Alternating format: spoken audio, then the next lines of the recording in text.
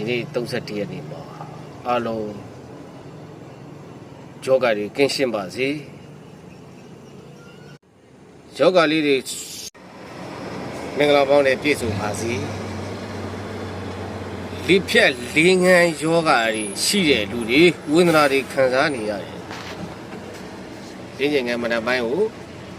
စောစောစီစီချွတ်ထောက်အောင်လုပ်ပြီးွားရင်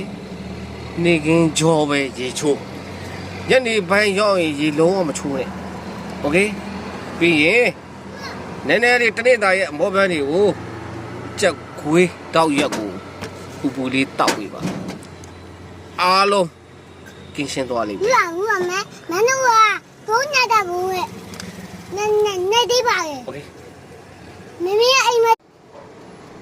ကြက်ခွေးတောက်ရက်လေးကိုပူပူလေးတောက်ပေးပါ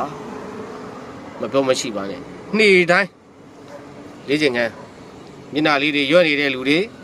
မောင်ငင်းစီနဲ့ဆေးပြုတ်လေးကိုနည်းနည်းလေးထည့်ပြီးတော့မျက်နှာလေးကိုဒီလိုမျိုးဆွဲချပေးပါလက်ကလေးတွေကိုလည်းလမ်းမျိုးလို့ရပါတယ်ဒါဆေးလေးနဲ့နီးလေးပေးလိုက်တာ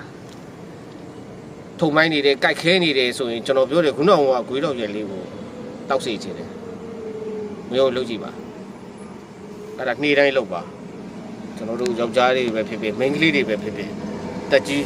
တက်ငယ်ကလေးလေးတွေကစကျမကြီးကောင်းခြင်းအဲ့ဒါလေးကိုလုပ်စားပေးပါကျမချမ်းသာလူအဆန္ဒပြပါလိအားလုံးကြည့်ရှုတဲ့လူတိုင်းတယောက်ချင်းစီကိုကျေးဇူးတင်ပါတယ်အားလုံးစီဝါရေးကောင်းကြပါစေလုပ်တဲ့အရာကိုတရားအားလုံးအစဉ်ပြေချောမွေ့ကြပါစေနှုတ်နိုင်တဲ့အရင်းကြီးများလည်းပေါ်ထုတ်ပြီးတော့ဝေကြီးဥစ္စာအဆဆအရာအားလုံးအစဉ်ပြေကြပါစေကျမ်းမာရေးလူမှုရေးစီဝါရေးအားလုံးအစဉ်ပြေချောမွေ့ကြပါစေဒီနေ့သားအတွက်မင်္ဂလာချက်တွေအပေါင်းနဲ့နေ့ရက်တွေအားလုံးကိုတက်ရှိသမျှပိုင်ဆိုင်နိုင်ကြပါစေအပြုံးလေးတွေ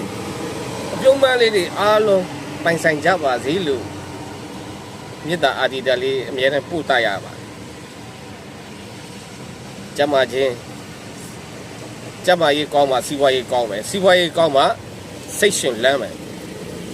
ဝေချင်းဥစ္စာတွေအားလုံးအဆင်ပြေဖို့အတွက်ကကျမရေးကောင်းမှုလိုတယ်လို့အားလုံးမင်္ဂလာချက်တွေပေါင်းနဲ့ကိုနိုင်ပါအားလုံးကျေးဇူးတင်ပါတယ်